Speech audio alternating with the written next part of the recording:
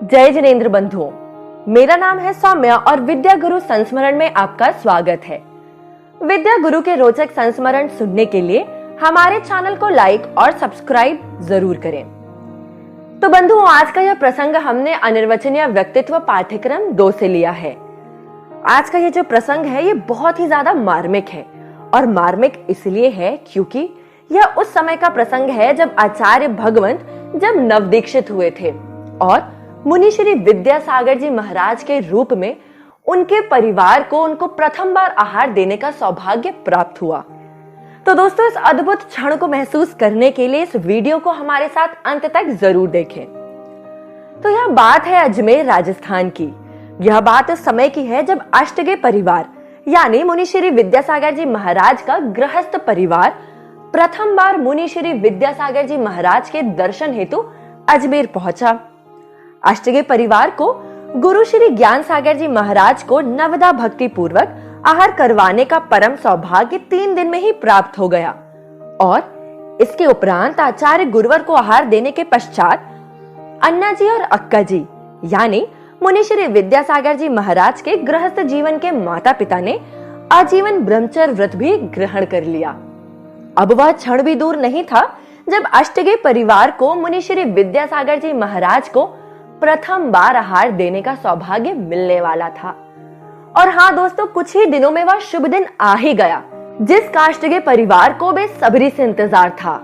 आहार चर्या के समय जिन मुद्रा को धारण किए हुए विद्याधर, जो कि अब मुनि श्री विद्यासागर जी महाराज थे, उनके रूप में आकर अष्टगे परिवार के सामने खड़े हो गए। कल तक जो पुत्र था, आज वह गुरुवर बन के अपने माता पिता के सामने खड़ा था। कल तक जो कहा करता था कि माँ मुझे भूख लगी है, मुझे भोजन दे दो, आज उसी पुत्र को आहार कराने हेतु प्रतीक्षा करते करते 5 से 6 दिन बीत गए, और आज अपने पुत्र को जिन मुद्रा में अपने सामने खड़ा होता देख अष्टगे परिवार खुशी से फूला नहीं समा रहा था।